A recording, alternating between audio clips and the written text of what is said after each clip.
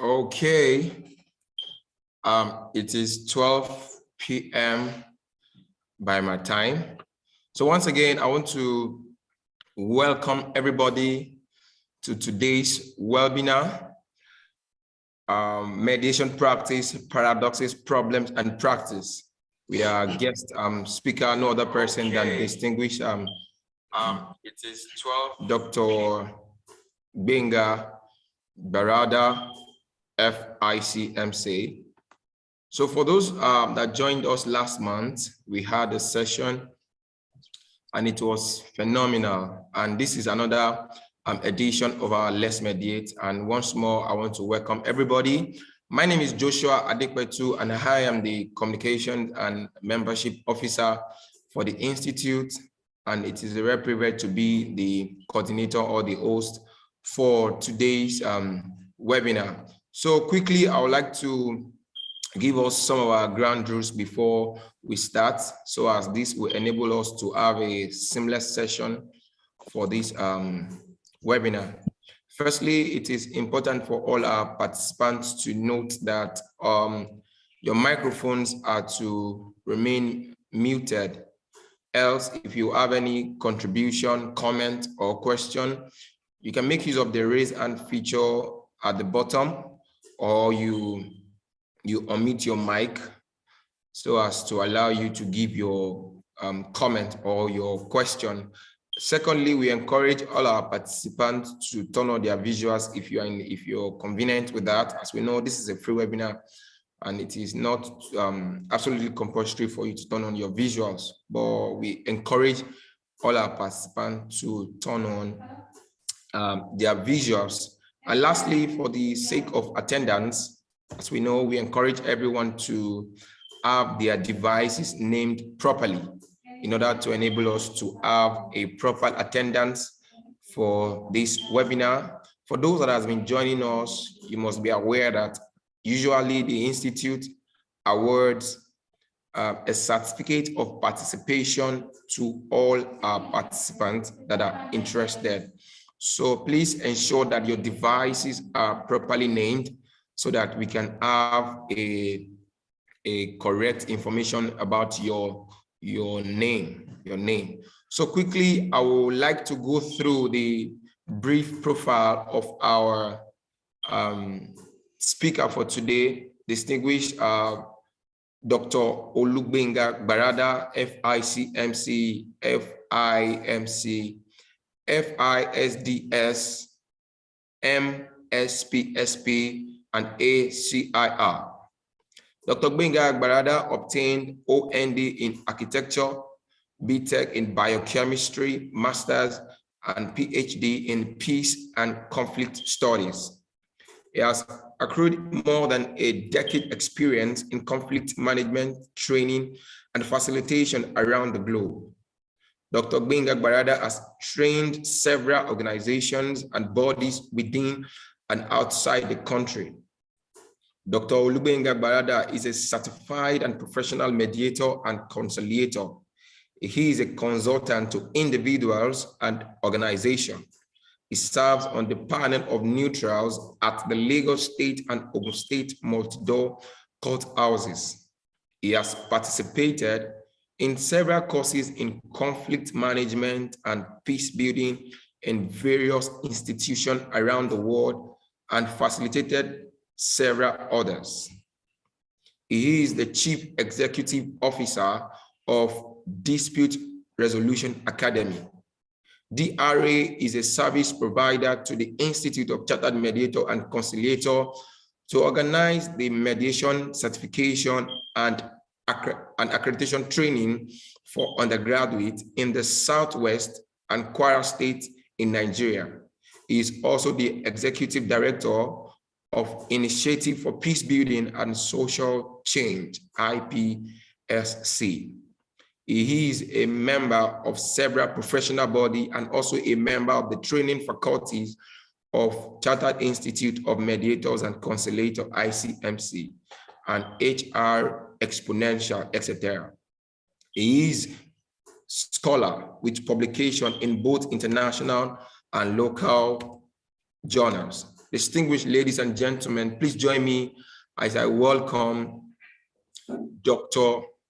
Gbenga Gbarada, FICMC. Your Excellency, you're welcome, sir. Please kindly unmute your mic, sir. Good afternoon. Can you hear me now? Clearly, sir. Okay, good afternoon, everyone. I want to appreciate the Almighty God for the opportunity to be the speaker for this edition of Let's Mediate. It's a program that is cardinal to the Institute of Chartered Mediators and Conciliators. I equally want to appreciate our president, Dr. Gbarada, for actually approving this at this particular time. So while I appreciate the communication officer for his zeal in getting this done today, I want to welcome everybody who has been on the platform right now and those who are still joining, both within the country and outside the country. So the topic before us this afternoon is mediation practice, the paradoxes, the problem, and the promises. Mr. Joshua, can I share my slide? Yes, you can share your slide. Just a piece of information before you proceed, sir. Okay. We are glad to inform everyone that this section is also live on YouTube.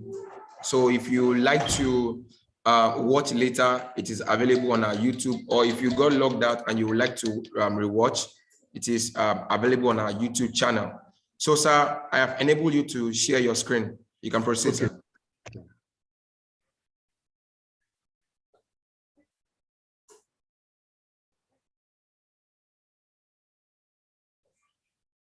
Can we all see it? Can you see the screen, please? Everybody, I want to know whether you can see the screen. Yes, we can. Yes, we can see. Yes, we can. Thank you. Okay. Thank you. Thank you too. So we are discussing about the mediation practice, generally, whether it's within the country or outside the country, the paradoxes, the problems, and the promises. I would like to, first of all, define mediation in an expanded version. That what is mediation? It's a voluntary, unless ordered by a court, not binding, private dispute resolution process, which a neutral third party assists two or more parties with their consent to present, to prevent, to manage, resolve a conflict by helping them to reach a negotiated settlement and to develop mutually acceptable agreement. So this definition has actually engaged a mediator in processes that must be followed. A mediator is to assist. We can see from this definition. A mediator in the assisting with the consent, that means it does not have a unilateral decision. Then is to prevent. That means we can mediate to prevent a conflict. We are not only mediating after a conflict. So it's our duty as mediators to mediate to prevent a conflict. Then when the conflict is already blown out, we can also mediate to resolve that conflict by allowing the two parties to have a mutually agreeable agreement. So if we have this in the mind, then we know that this particular task cannot but have its own challenges. Then it is the challenges that it poses to us now that we are going to be discussing in the course of this discussion. Then I want to briefly explain the nature of mediation to us, both as practitioners and to those of us who are yet to join the profession. The mediation is a place where creativity and non-linear thinking flourish. If we go back to the definition that we are to assist, to prevent, even when the conflict has taken place, we are also to assist the parties to be able to resolve that conflict. So in the course of mediation, like other conflict resolution processes, we are bound to be creative here. We are not thinking in one direction. It's a multitask on the part of a mediator that it will task us. We have to use both our creativity, our ingenuity, and the knowledge that we have in mediation. That is the onus that this particular responsibility places on us. Then it is a characteristically difficult process. If it is very easy, everybody will become a mediator. But in the course of mediation, you are going to stumble on difficult terrain, which we may or may not have to navigate. In a situation where we are able to navigate such difficult terrains, then we can have a smooth process. But to that mediation process, then it is multidimensional.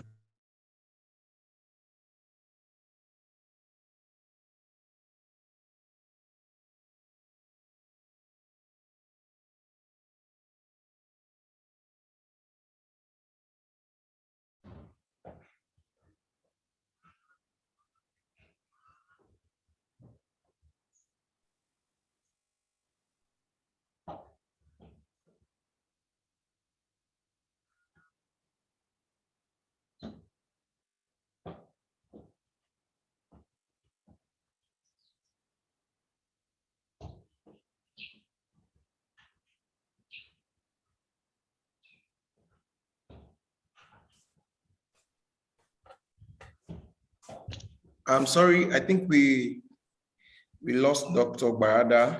He must have been having some difficulty with his internet, but I'm pretty sure that he's making an attempt to join us shortly. So please bear with us. He'll be back. He'll be back in a while. Back in a while. Sometimes the network in some part of the country might not really be impressive, most especially now that we are in the raining season. So we apologize for that. Please stay with us. Thank you.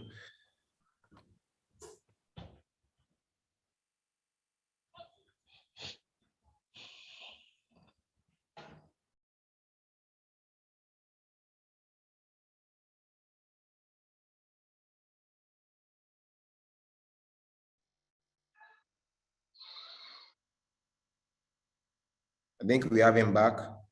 He's attempting to share his screen. He's back with us. Great. Sorry, please, for the, I just have a glitch here. Please, am I back with you? Your Excellency, I think we lost you for a couple of minutes. Is my slide still on? Yes, we can see your slide. Okay, so sorry for that. It's just a network problem. Then I was talking about, sorry.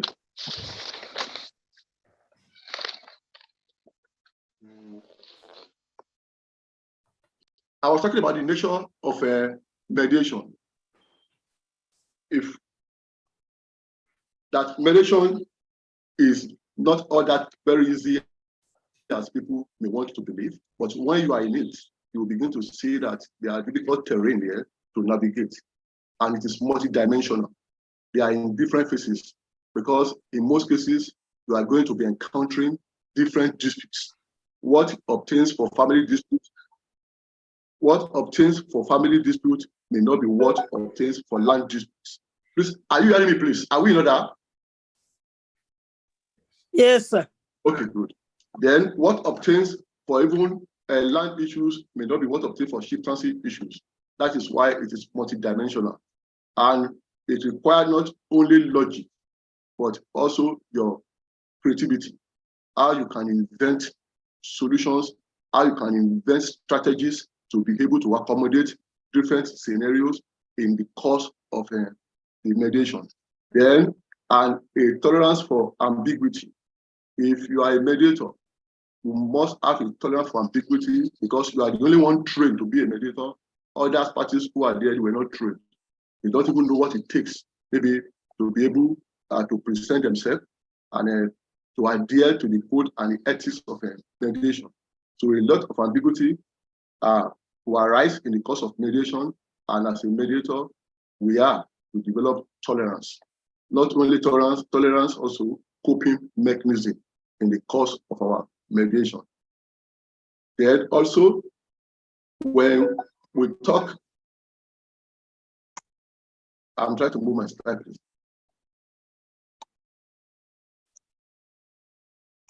Sorry. Then we now begin to talk about managing perspectives in a mediation.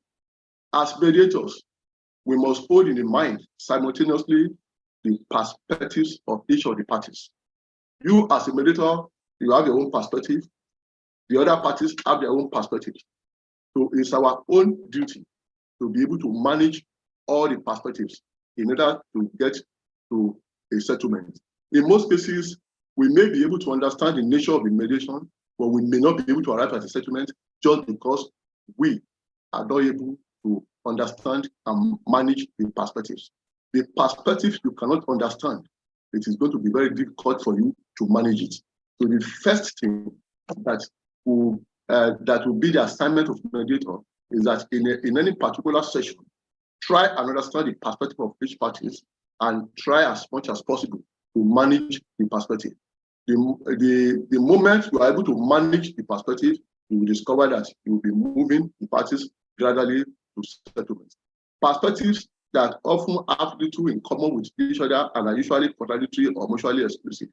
What we are saying is this, that even your own perspective as a mediator may be contradictory to the perspective of the parties, not to even talk of the parties themselves. They are coming from conflict position. Then you don't expect them to have an alignment of perspective, because what actually brought the conflict was divergent perspectives. And it is incumbent on a mediator to be able to decipher the perspective as soon as possible. Then you move to managing the perspective if the mediation will go smoothly. After managing the perspective, what do we do? Then it's a complex process, like I mentioned. We are managing perspective, we are managing complexity. Then, as we manage the interactions of these parties, we find ourselves enmeshed in a matrix of cyclical issues, negotiation dynamics, communication problems, subtleties of inflection, body language, culture, class, and the facts that gave rise to this dispute. These are all the challenges that we'll be facing in a mediation session. You are moving from one particular party to the other, negotiating. In most cases, when you are getting to when you have already gotten the position, getting into the interest and the news, which is the objective of our negotiation, which is a private session with each party, may not be as easy as we expect. Some may even take you the whole of mediation period that you need to adjourn to be able to uncover the interest and the needs, because you can hardly move a party to settlement if you can't uncover the interest and the needs. When the position is complicated, it is the duty of the mediator to be able to sit down, reflect on the position, and know the next strategy in negotiating with each party to uncover the interest and the needs. Then communication is also a problem, because in communication, the two parties are coming from conflict position. They talk offensively, they talk unfriendly, and in the course of that discussion, other parties may get offended that you need to deal with that aspect in the course of that mediation in order to resume the mediation again and move it forward. The body language is important. In most cases, where you are within the parties, some they will display a nonchalant attitude to you and even to the entire process. But it is incumbent on the mediator to be able to bring them back to the process so that they can resume the process of a mediation. Culture and class factors, they are often issues that we encounter in mediation. When we talk of class, then we talk about the level of the people involved, their position to each other. For instance, if you have a high chief in a place and involved in a dispute with just somebody in the community, you can see the difference in the class that one may not be able to condescend to the level of others. The issue of culture too, they are all the things that we always face at mediation. Then these are all the problems and the challenges that as a mediator, we need to manage effectively. Without managing this, we may not be able to move forward. Then the very complexity of the work is one of the things that make it so appealing. Because if mediation is that easy, everybody will be there. But because it's not easy, because it's complex, that is why it is unique and appealing that a mediator must develop himself to be able to handle the process. And the more you are able to handle the process, then it will boost your confidence and it will boost your ingenuity and your creativity and to be able to move further in the course of the profession. Then no matter how much experience we have, no matter how skilled we may become, mastery will always elude us. Nobody can come and say that I'm a master of mediation. Every mediation is unique in its own aspect. That you succeed in one does not give you the ticket that you're going to succeed in the others. If you are not humble enough to be able to uncover the complexity of the dispute and manage the perspective of the dispute, we will discover that we may not be able to go far. That is why nobody can say that I'm a master mediator. Every session is a school for every mediator to learn from. Therefore, people who love challenges, mediation is a natural calling because the more challenges you have, the more enthusiastic you will become in mediation. There are most mediation that we handle that you may not be able to get to settlement, but you will learn from it. Because I belong to the group that believe that there is no failure in mediation. Because in every mediation session, you must learn a lesson. Anything that gives you a lesson is not a failure. It's just a process in the making. That's how the issue of managing complexity is concerned in the mediation. It's very important. It's not anything a mediator can gloss over. It's what we need to deploy our knowledge, our skill, our ingenuity to manage. Because there is no particular process to manage complexity. They come in different forms and in different complications. Yeah, that moves us to the paradox in mediation now. What do we call paradox? From my understanding, a paradox is an idea that forces you to ponder beyond the normal, expected limit of your thinking. You know, we're trained in theory. This is how a mediation should be. That is the ideal. But when you get to the ground, the idea it may not follow the ideal. You will need to sit down and think outside the box. Whatever makes you to think outside the box in the course of any mediation is what is called a paradox. Yeah. And we see it every day. Even the moment you step into the mediation, even from the pre-mediation process, you begin to sense the paradox involved. And that will be able to tax your ingenuity and therefore making you to think outside the box that how do I get around this? Then I take it again, that a paradox is any idea that forces you to ponder beyond the normal expected limit of your thinking. To stress your thinking. It will, in fact, it will stretch you out. If you are not ready to be stretched out in mediation, you will not be able to go far in that profession. Paradoxes are irreconcilable tensions. There is no doubt that we are managing disputes. And what is dispute? Dispute is tension driven. So you are managing tension. The one you can reconcile and the one that you cannot reconcile. This is the challenge that we have. So anywhere you sense tension is a paradox that we need to address immediately. I have been able to highlight some paradoxes that we encounter in the mediation. As we begin our practice, we see it every day, and we continue to see those paradoxes as long as we stay in the profession.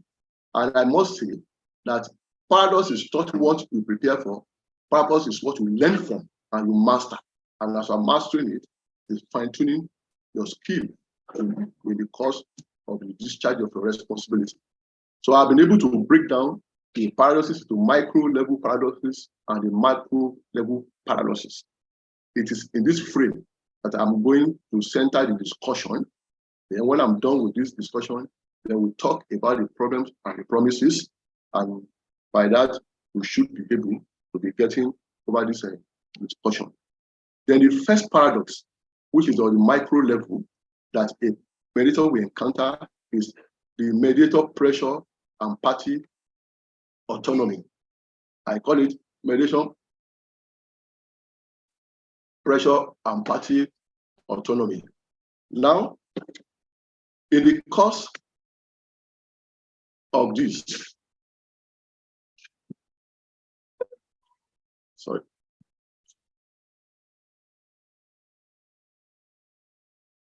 We know generally that you are in control as a mediator, but at the same time, there is autonomy for the parties also. And a mediator unavoidably affect or steer the process of mediation with the belief that we are to carry out the expectation of the parties. That is what we are made to believe.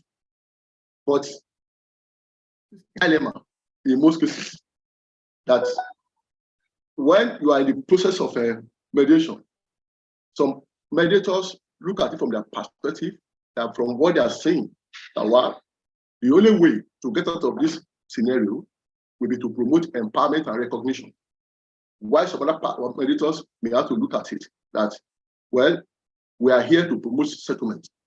So whatever this dilemma is, it is what is going to guide you on how to steer that mediation. In most cases, you will discover that parties will be exerting pressure on you for you to prioritize the other parties in order to get concession from them. And if you don't manage the pressure very well, and if you don't gauge the extent of the party autonomy, you may offend the other party. The other party may decide to stage a walkout. Mediators sometimes use, in this case, they use what is called by psychotherapists as paradoxical interventions. What do I mean by paradoxical intervention? This is a tactic that you can use to move the process along. That is suggesting one thing to the parties while you mean another thing. An example here is this. There are situations that way parties will be telling you that they want to opt out of mediation, they want to go into litigation. From there, they will be able to press their case, they will be able to get what they want. As a mediator, if you oppose them, they will stick to their position. But what paradoxical intervention means is that you don't need to oppose them. You even need to praise them for even deciding that they want to go ahead into litigation. Because it is discovered from experience that the more you align with their view, then the more they become soft on it. But when you criticize the view and you oppose it, they become so hard on it that they want to press to move out of that mediation. But if you play along with them, and that there's something wrong about litigation, even litigation is still also a window to resolve this dispute. But after you have agreed with them, you can simply come and be telling them the effect, the advantage of mediation over litigation. This happened to me recently, about 2 months ago. I was in the multi-door court with a bank and a client. And in the course of the mediation, the client was saying that he was going to court with the lawyer. And I decided to have a private session with them. I did not condemn that move. I used this particular tactics.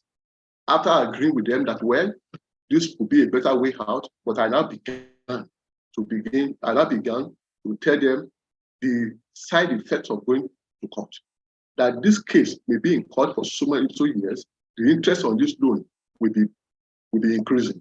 At the end of the day, when you are dealt with the case, out of the interest, as at that time, the interest of the loan of 45 million that was a sort of this dispute in 2017 was 167 as of January last year. And we're talking about this year, about 2 months ago. So after listening to me, they decided to settle down for mediation. And at the end of the day, we went through mediation and we were able to get a settlement. And the two parties were happy and they embraced themselves. And that sorted it out. That is the advantage of using paradoxical intervention. Don't disagree with their position. If you disagree with their position, they are not likely to support that.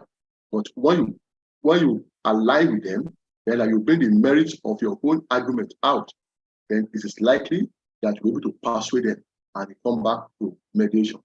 That is on the mediator pressure and party autonomy. You can't avoid it. It is what we face every time in a mediation.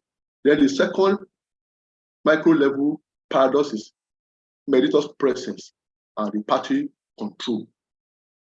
We believe that your presence should ginger some control, to elicit some control in the mediation. Then also, the party also want to hijack the mediation from you. Know very well that in FICMC, we talk about personality traits. The parties before you in mediation, they whether be sanguine, melancholic, choleric, and phlegmatic, it depends on where they belong. That their traits will interfere with the mediation. Then, what do we do here? I have seen a lot of parties, when they come to mediate, they look down on you as if you are nobody, because they look at your size, they look at you, that who are you? But at that particular moment, a mediator should be able to exert his presence and bring the entire system to order. Some mediators, they seek by their demeanor to bring peace into the room, because when you create peace in the room, all the parties will put down and they will listen to you, and they will be able to see the zeal in you and the ingenuity and the skill that you have to move it forward. There are other mediators too, by virtue of their charisma, credibility, or charm. They create an environment in which parties themselves are motivated to achieve settlement. This is another angle that you can do towards getting settlement. Either you bring peace to the room, where everybody is free to be able to talk without being victimized, without being stigmatized, or you create an environment that will motivate the parties themselves to be able to talk, bring out their views, and come to settlement. This is a paradox that we normally face in mediation.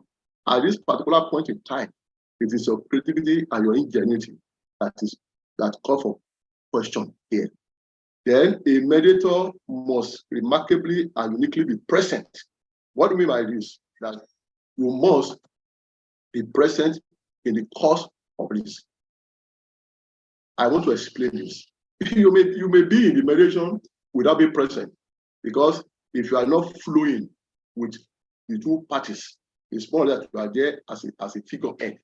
But one thing that we must ensure here is that when you are present, let them know that you are interested in the mediation, not in the outcome. That is what we mean by be present in the moment. You are interested in the mediation, not the outcome. That the outcome does not have anything to do with you, but the outcome is for the benefit of the parties.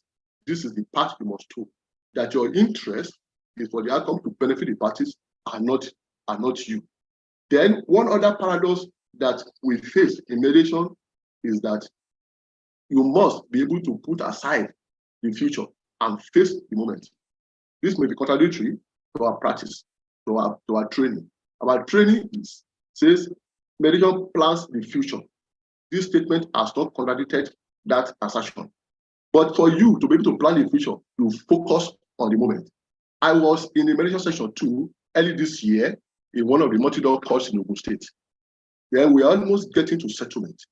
It was a case of house rent that the tenant was more or less scheming to take over the house from the owner. Then they had a relationship before, but the relationship became sour. One was a pastor, one is a member of the church. But at the point that we're about getting settlement, the owner of the house, who happened to be a woman, raised an issue that what was spiritual attack to her. And at that particular moment, the other party was agitated and wanted to get out of control. I have to come in and say, we should put that aside first. Let's look at the direction that this settlement will go to. I focused on that settlement and calm the other woman down that we will address that issue later. Because I knew that by the time we get a settlement on the dispute at hand, then the fear of spiritual attack will be taken care of. By the time we are done with the settlement and we got the terms of settlement, the woman was not even able to raise the issue again because she said she was comfortable with the entire settlement in terms of settlement. What I did then was to put the concern of the future aside and face the moment. That is a paradox that we see in practice and that we have to manage effectively if we must move forward. Then also, we move to the next one, which I call mediator's knowledge and party expertise.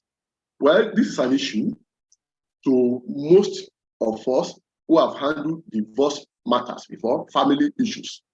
Most parties who want to take on a mediator, either by court-connected mediator or by private mediation, they want to know your knowledge about the subject. For instance, divorce. Let me talk about family issue. Your knowledge about divorce, how the custody, the alimony, the child support, the asset division, and all it, they are interested. That they believe by the time they come to mediation, you will be able to enlighten them and put them through. But mediators are not allowed to do that. But at the end of the day, they get appointed. Because in the course of mediation, we are not allowed to give legal advice. Even if you are lawyers, you are not allowed to give legal advice or to practice law in the course of mediation. What we normally do is that we do our own part and we direct them to lawyers. The lawyer will guide them accordingly. And the knowledge they get from the lawyer, they can bring it to mediation and continue that process. But it is not our duty to be able to advise them legally, even though we are lawyers. We don't do that. The ethics of operation forbid that. That's another paradox that we always encounter in the mediation. Then confidentiality, keeping secret, and noisy communication. This is another issue. The cardinal point of mediation is confidentiality. Yes, it's good, confidentiality. But there are issues that will arise that you need to make partial disclosure to the other party in order to be able to get correct information from such person. Then we call it noisy communication. You are not to go straight and begin to divorce maybe whatever information the party has given you. But for you to elicit response from that party, you have to use your skill to do what is called noisy communication. That is, an idea so that that person will know what we are talking about and be able to respond accordingly. And what we normally use is that we say, what if something like this happened? You are not disclosing outrightly, but you are making a noisy communication. That's a partial disclosure. What if party A did not do this? What if this happened? That will guide that other party to be able to tread on the line that you are expecting a response from. This is what we call noisy communication. It does not in any way negate our ethics of confidentiality. And it does not actually say that you are running foul of divulging the secret of the information of another party to the other. But it's the tactics you have to use in the course of mediation. The one, empathy and candor. Empathy is what we know, that I can understand your pain. I can't feel your pain. There is a difference between empathy and sympathy. But I'm talking about empathy and candor, which is honesty. Yeah.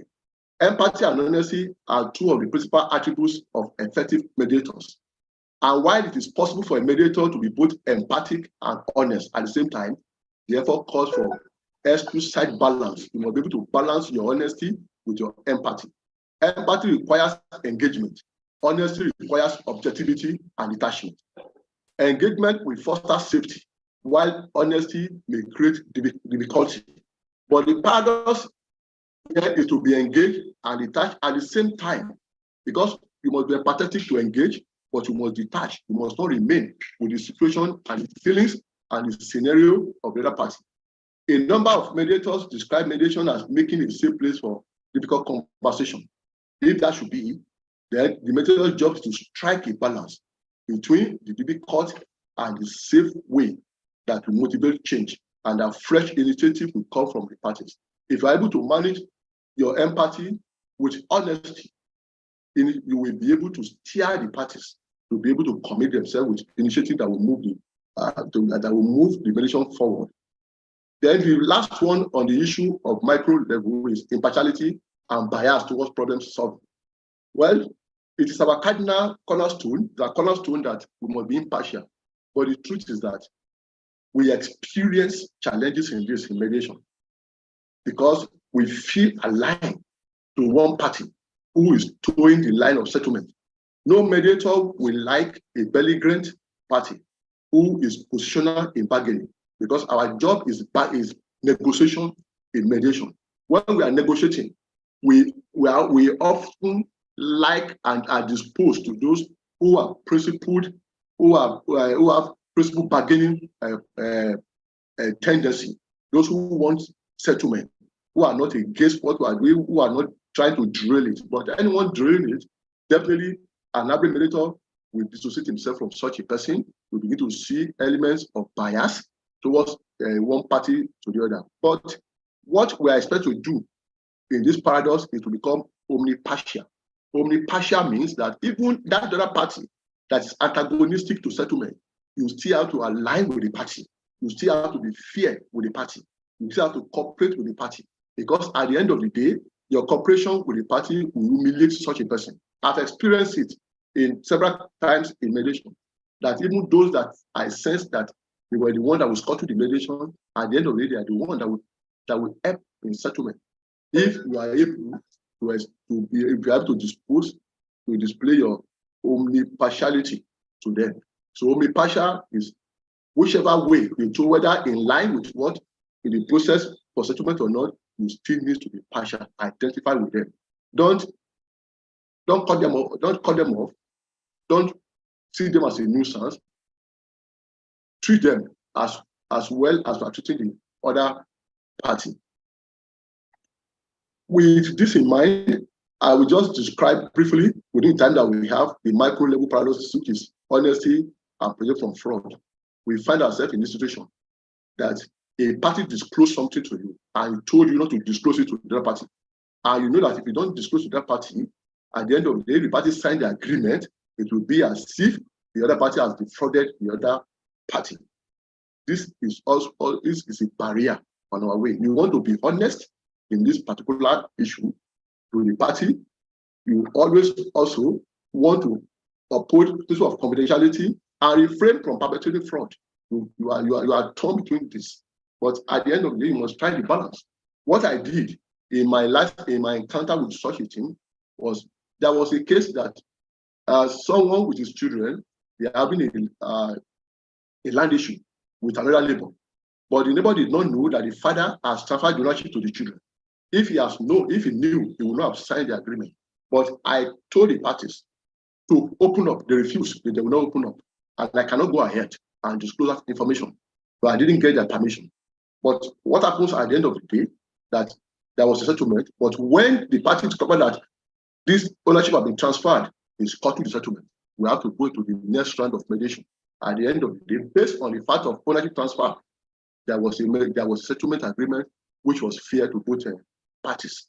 This is one of the issues we would find in a mediation. Now, I will quickly talk about emotion. We are not allowed to express our emotion, but in most cases, in reality, there are some parties, if they don't go through emotional ventilation, you will not be able to get settlement from them. Some, they need to cry. When they cry, allow them to cry. It is then you get a cooperation that they now settle after displaying their emotion. We call it ventilation. If you don't allow them to ventilate, you may not go far in that mediation. But what our duty entails is that no matter their own emotion, we must downplay our own. Don't use their emotion to stir up your own emotion. We must display emotional emotional intelligence here. That is what mediation demands from us. Then also, this is one aspect I need to share with us: voluntariness and effectiveness of non-voluntary system. We know that court-connected mediation is in the multi-door. Some people say it has to be voluntary. People have to come on their own. You don't need to coerce them. But we know from experience, most of the one we did in multi-door, they were successful. That they were coerced, that they were not voluntary, doesn't mean that they are not successful. So it is not only people that come voluntarily on their own that get a settlement. We've settled effectively even when court coerces them. But what we must be able to differentiate from the coercion to mediation is not coercion to settlement. They can coerce them to mediation, but you cannot coerce them to settlement. That is wrong. That is against the principle of mediation. No mediator will even go through that. They can be coerced to mediation, but you cannot coerce parties into settlement. The last on that issue is the calling and the business. Most of us will see, our job as a calling. But that is why people do pro bono. But if you continue to do pro bono, you will not be able to get the business dimension of the mediation. To be a mediator is to be a professional. If you do everything for calling, you are just doing it maybe as on a voluntary level. I'm doing it maybe to get practice. But when will you bring food to your table? So we must be able to strike balance between seeing mediation as a business or as a calling and seeing mediator as a business. Because it is important that if the business dimension is not there, you will be frustrated at the end of the day. You will not be able to live with mediation. So because mostly now people go into mediation as a calling. That is why, because it's a piece work, most piece works are voluntary. But if you continue with that, at the end of the day, mediation will be seen as a pro bono business. That's why most of us, in some cases, we used to do pro bono. We will see that the business aspect of it has to come out. So it is this area that is a challenge to most mediators, that they feel that I can't really get means of livelihood from this mediation, but there's means of livelihood here. You only need to strike balance between calling and business. Then from here, we can just talk about the problems of mediation now. I won't discuss the paradoxes. Then the problems as highlighted here: parties come to mediation not in good faith, and yet we want them to work together. In most cases, they don't work together. I've seen this many times. I had a mediation as a communal land dispute between two communities in a particular state in the multi-door court this year. And the two of them, at the end of the day, we were about getting to settlement, but because there was no good faith, the intention was genuine, but if there was a bad faith, and towards the end, towards settlement was cut, we couldn't, because good faith was not in both parties. Then parties are not willing to separate the person from the problem. That means, as a negotiator, we need to understand that parties have different perception on the issue. If you cannot align the perception, like I said, marriage perception, you will be putting blame and stigma on one party or the other. We are accusing the other one of wrongdoing. And in the course of that, that one will feel aggravated, feel annoyed, and scot to the entire process. Then failure to have the right management representative present. This is another issue that, except your experience, this can scot to your mediation. I did a mediation recently from experience between a bank and an individual. The first meeting, I called for representation. I wanted the bank to write that mediation, that these people coming for this mediation, they can represent the bank and they can take decision. But I didn't progress with that mediation until they went back and got a letter written to the mediation, to the registrar of the multi-door court, that they could act on behalf of the bank. Eventually, we got a settlement and we were able to sign on behalf of the bank. What this means is that if you did not clear this at the beginning, at the end of the day, when you have reached a settlement, you tell you cannot sign on behalf of the management, it will bring everything you have been doing for months, for days, to zero. Then mediation is a voluntary process. At any stage, party can work out. And when they walk out, that is the end of the mediation. You have no control to force them into mediation. Then I go to the promises of mediation as I try to round up. We can use mediation to resolve workplace conflict even before it gets to a level that we consume both the management and the parties involved. We can use mediation to manage that conflict. Today, mediation is being explored for justice, restoration justice. But before we can use this, the person involved who committed the crime must appear guilty. After the person must appear guilty, what I mean here is this: in a criminal matter, the court may send the person to jail. Why you send the person to jail? How does that benefit the other person that have been wronged? So this is where restorative justice comes in, and we can use mediation to mediate between the parties that there are some other aspects of this dispute that have to be settled. It is not jailing the person or convicting the person that is the end of the matter. Other concession needs to be gotten out to pacify the other party. So mediation can be used in restorative justice.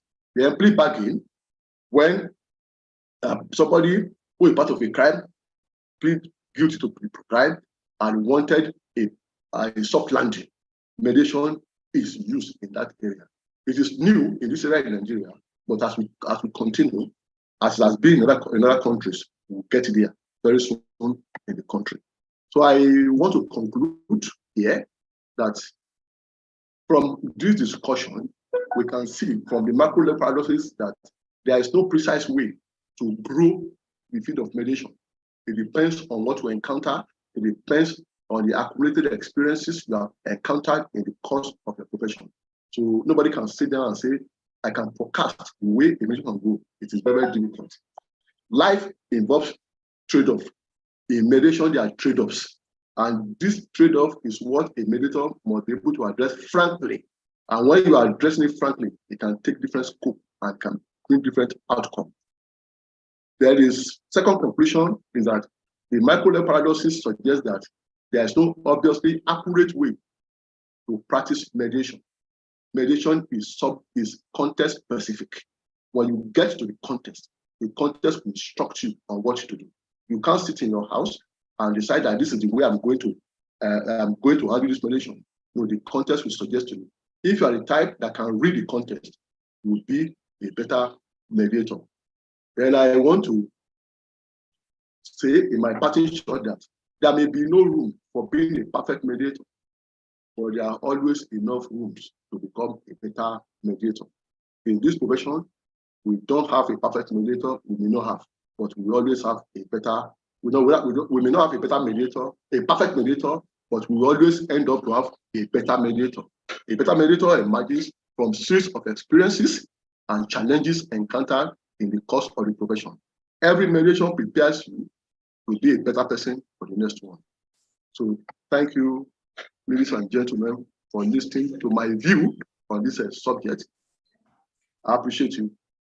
Thank you very much, sir. That was a great presentation. Thank you for sharing from your enormous experience in the field of peacemaking, mediation. So quickly, we would like to take our contributions and question. So if you have a question or a contribution, please, you can make use of the raise hand feature or the reaction feature below, or you unmute your mic and give us your comment or your suggestion. More importantly, we appreciate if you can make use of the raise hand feature so that we can unmute your mic. The distinguished Dr. Gbarada, we are already having several comments appreciating. This is coming from Gloria Adebi. He said thank you. Okay, he said thank you. From Ebziba Obi, he said thank you, sir. From David Ayuba, thank you. Wow, amazing, thank you, sir. So we have a raising of hand.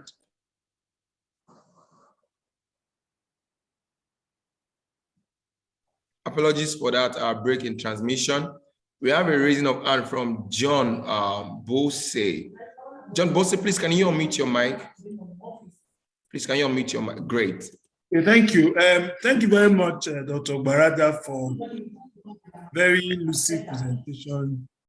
Listening to you, I can tell that you've got some experience behind you.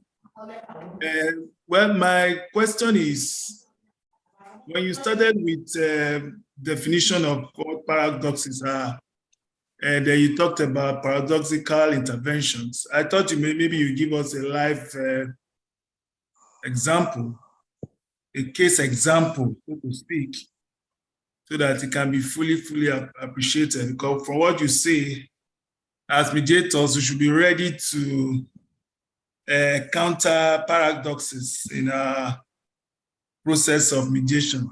That's number one. Number two, I want to know, have you had any course to, the course of, understand you're also in the multi-door courthouses? Are there cases that are medically related in terms of medical negligence, in practice or in form? I don't know. Are there any cases like that, even if you have not personally mediated any? Those are my two questions. Thank you very much. Thank you, sir. Let me take the first one. Well, I will manage that because the process of confidentiality is still in force here, but I will be able to answer the first question. Then there was a mediation, like I mentioned it here, a bank and a client. 2017, there was a loan gotten from the bank. The loan was paid about 47 million, but they had argument. They could not reconcile that figure. They went to court. In court, after some times, this year, February this year, that case was sent to mediation and it was assigned to me. Then in the course of the discussion, lawyers by their profession, they like to ambush the other person. So they didn't want to disclose to the other party, to the man, that as at that time, we are no longer talking about 47 million. We are talking about minimum of 167 million because the interest accruable on that loan has risen to 167 million as at January last year, 2022. Now, but they didn't want to tell the other person. And that person was still saying that the lawyer was saying they will go to court. But in the course of private discussion with them, I couldn't tell them because they didn't empower me to disclose to the party. But I said to the person that when the lawyer was very much adamant, what I did was to excuse the lawyer. I will use this question to answer another question now, to excuse the lawyer. As I excused the lawyer, you know what happened? The man was almost prostrate to me that, sir, I didn't know how to tell you that I wanted to have one-on-one discussion with you without my lawyer. But I'm happy that you were able to excuse the lawyer, that this is the challenge that I have. The lawyer was once said that, don't worry, you can get a better deal in the court. But I now ask the person that, supposing that the issue of interest come up, what do you think would have been? He says, sir, that issue, honestly speaking, it will be a challenge because I know that if the money is more than this issue, how would I get that money? What I did was paradoxical intervention. So from that particular moment, the man was now telling me to put pressure. I talk about party pressure now, and autonomy here on the bank, that if they can set aside that issue of interest in case it comes up. But it wasn't within my jurisdiction to tell him that they have mentioned it to me because they didn't give me the permission. Are you following me, please? But I needed to know something in his heart to begin to think in that way. 47 million to 167 million, you can see the risk involved. And at the end of the day, we settle for 50 million for both parties. Amicably. All right. So thank you. Yes. Medically, well, thank you for raising that. That should be part of the promises that I should put in there. As we mentioned it now, the thing came on me. It's an area that we are yet to explore with mediation because people take anything like that maybe as a criminal case. And for now, mediation is not applied to criminality in criminal cases in Nigeria, but discussion is going on.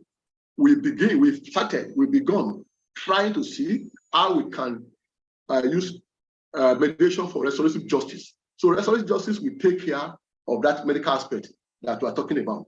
For instance, somebody giving a wrong medication. Are you following me now? So, yeah. Okay, the person died. Then you want to jail the doctor, or you want to reprimand the doctor. But in what way has that compensated the family? So that aspect of that compensation is what mediation will handle. So that's the area we are going to in the country, and we are doing something in that direction. But very soon, I believe that mediation will permit that aspect of dispute. Okay, thank you very much. I think it's an area you need to look into. Yes, it's an area. There are growing interests. The issue of negligence is predominantly civil. That's the truth. It only becomes criminal if death occurs. And in most cases, it's not murder, it's manslaughter. But if there's fraud, if there's death, yes, it becomes criminal. But otherwise, majority of cases are civil. So I think it's an area you need to look into. And I agree with you. A lot of participants in that area. Thank you. Thank you very much, Mr. John Bose, and our distinguished speaker for turning to that question. We have a hand raised from distinguished Mr. Shegun Dada Oluyole. Please, can you unmute your mic as we spotlight you to our other participants? Thank you, Dr. Gbarada. Thank you, sir. Yeah, I actually appreciate the privilege to be part of this. This is my first outing. My question is just brief. From your slide, you said mediation is a voluntary process unless ordered by a court. That appears paradoxical at the same time. Does that not vitiate the process? Can you shed some light on this, please? Okay, thank you, sir. I thank you for bringing up that question. I actually expected it. We always have that question anywhere we get to, even in trading. You know, there are two major ways you can come into mediation. Three major ways, anyway. Either by court referring your case to mediation, that let's try mediation. If it works, then that will be first consent judgment. Or through contractual agreement, that if you have an agreement with someone on a contract, if it breaks down, we go through mediation. Or the third one, anybody can walk up to a mediator that to intervene in any matter. If the other party agrees, then you are good to go. But if the party refuse to agree with the other person, that's the end. Now, coming to your question now, that when court orders send your file to mediation, the registrar of the Multidimensional court will write to you and your lawyer. On that note, it is no longer a voluntary process on your part. It is because court ordered you. Are you following me?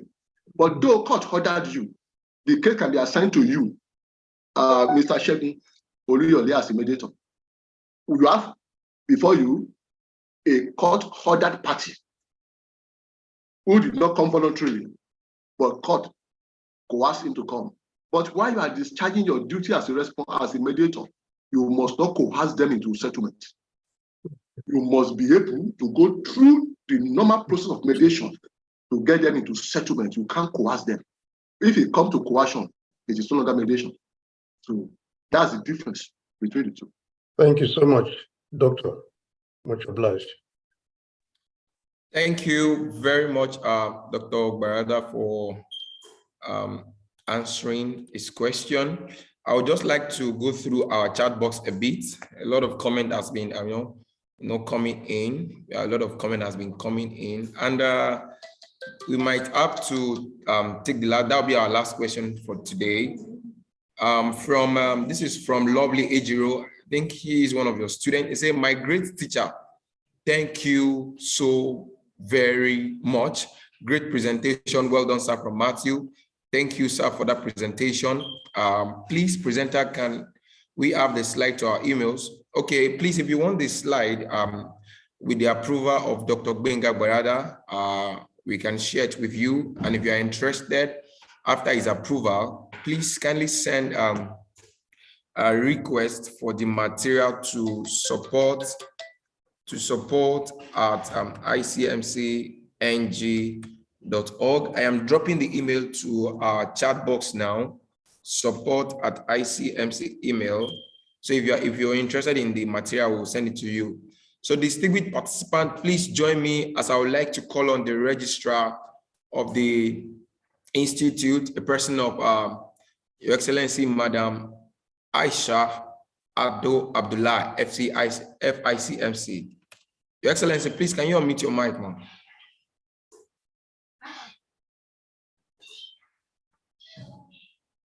Madam Aisha, are you there? Though initially she dropped a comment in the chat box. She dropped a comment. I'm sure she's with us. She said, Your Excellency, good afternoon. Thank you. So while we wait for the comment from the registrar of the institute, there's a brief information that I would like to pass on to all our participants for today's webinar. Firstly, I would like to inform all our participants that the institute has several continuing professional development. I would like to confirm, please, can you see my screen? Yes, I can see it. Oh, great. Yeah. So part of the continuing professional development is mediating communal conflict. This is a course that we train our participants on how to mediate communal conflict, most especially for our members who want to specialize in mediating communal conflict. This is one of the best courses that you can participate in. And I can assure you that after participating in this course, it will not only give you a yardstick of more knowledge about mediating communal disputes, communal conflicts, but it will also give you a point that can enable you to upgrade to the next cadre of membership. As we can see on our screen, this course, the CPD unit is 18, and to upgrade from associate level to member level, you will need a minimum of 25 CPD units. So if you participate in this course, you will be awarded 18 CPD units. For member is just 70,000 naira, and for non-member is 90,000 naira. So if you are interested, please kindly contact us. In addition to this, we are having our direct admission to fellow. This is a virtual class coming up in September. For anyone who is interested in becoming a fellow of the institute. So if you're interested, we encourage you to participate in this training, direct admission to fellow.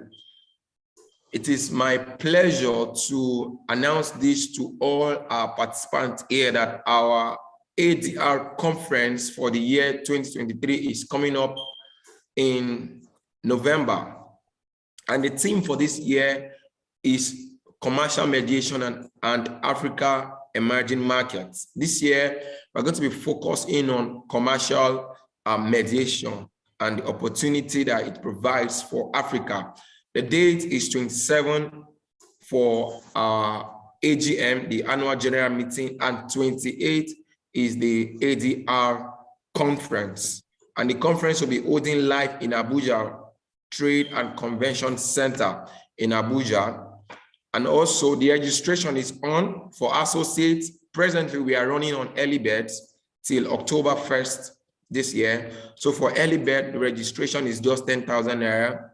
For associate, for members is 15,000 naira. For our fellow is 25,000. For non-member who have interest in mediation and want to attend the conference is 10,000 naira.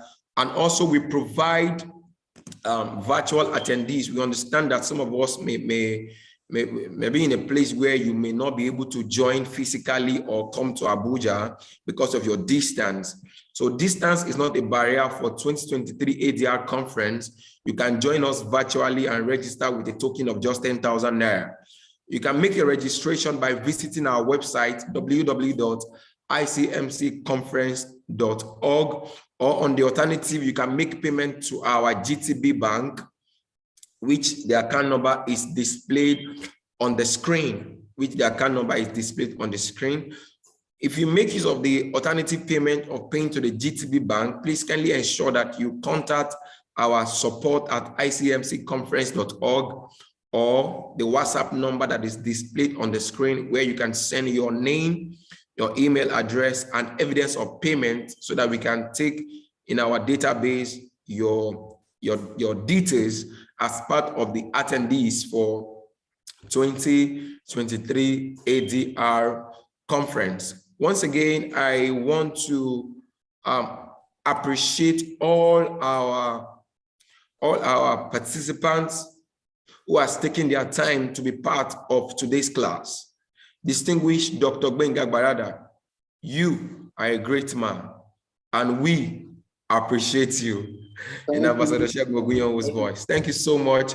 So that will be all for today. With the approval of our speaker, I will share the slide to all our participants. Dropping your Gmail here may not help us. If you are interested, please send the request to our support at icmcng.org, and I can assure you that we will drop the materials in your inbox. So in closure, we want to appreciate everybody once again. Thank you so much for joining. We look forward to welcoming you to the conference for the year as you register. So on behalf of the President, the Registrar, and the Governing Council, I want to wish everybody a good evening and a happy weekend. Thank you so much. Have a fantastic evening. Thank you, sir. Thank you, sir. Thank you. I appreciate Thank you. Let me thank my mentor who is on the line, Dr. Gbarada.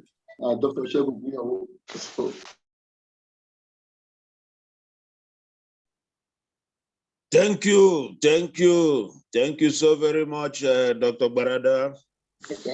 And I can cite my Oga, Israel Usman. Thank you, sir, for being there from beginning to the end. I appreciate you. Thank you. Thank you, Joshua. Thank you, Joshua. Thank you, Dr. And thank you, everybody. I appreciate you all.